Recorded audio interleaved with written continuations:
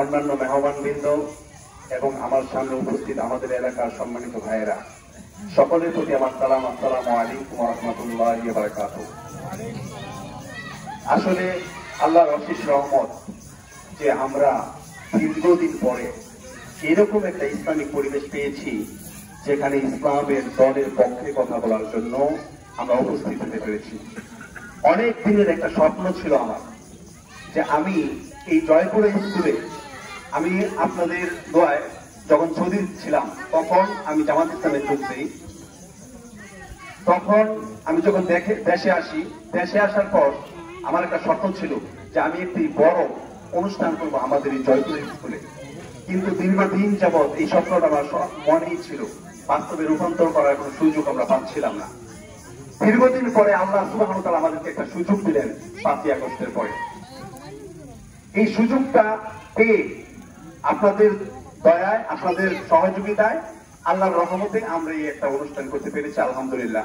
আসলে মানুষের সামনে যখন যাওয়া হয় তখন মানুষ কে মন্দ কে ভালো সেটা যাচাই বাছাই করতে পারে, ঠিক না?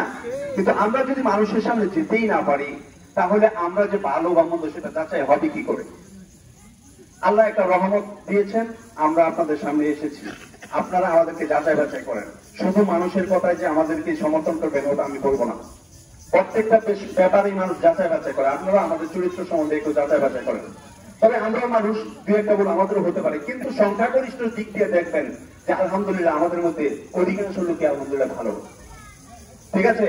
আপনাদের সহযোগিতা, আমাদের পলাশ 2 আসনের সম্মানিত যিনি এমপি নির্বাচন করবেন উনি আপনাদের সামনে এসেছেন, উনি কথা বলবেন। তবে একটি কথা আপনাদেরকে আমি বলবো, এই কথা বলে আমি শেষ করে দেবো। সেটি হলো, দেখুন, মনে করেন একটি চোর আপনি ধরেছেন, সেই চোর ধরার পরে আপনি চান না এই চোরটার বিচার করেন, চোরটাকে আপনি ছেড়ে দিতে চান। তো আপনি ওর পাশে দাঁড় করায় আপনি ওই দিকে তাকায় দিচ্ছেন যাতে ওই চোরটা দৌড় দিয়া পলায় যায়। এখন ওই চোর যদি বোকার মতো ওইখানে দাঁড়ায় থাকে তাহলে সে কিন্তু পলাতে পারবে না। আর যদি সে দৌড়ায় পালিয়ে যায় তাহলে কিন্তু সে বেঁচে গেল। আল্লাহ সুবহানাহু ওয়া তাআলা আমাদেরকে একটা সুযোগ দিচ্ছেন। ও মুসলমানেরা, তোমাদেরকে সুযোগ দিচ্ছি, এই সুযোগে তোমরা এই দেশটাকে ইসলামিক দেশ করো, এই সুযোগে এই দেশটাকে তোমরা ভালো করো, এই সুযোগে একটা ভালো সরকার তোমরা নিয়ে আসো। এই সুযোগ আল্লাহ সুবহানাহু ওয়া তাআলা আমাদেরকে দিয়েছেন।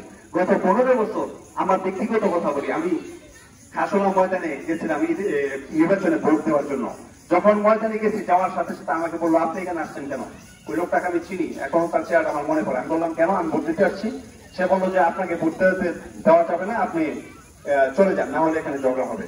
সেখানে ভোটটাও দিতে পারেন। কিন্তু আল্লাহ যেহেতু সুযোগ দিয়েছে, এই সুযোগে আমরা যদি ইসলামী দেশ করতে না পারি, এখানে ভালো কিছু করতে না পারি, তাহলে কিন্তু পরবর্তীতে আবার আমাদেরকে সেই চোরের মতো বেঁধে ফেলবে।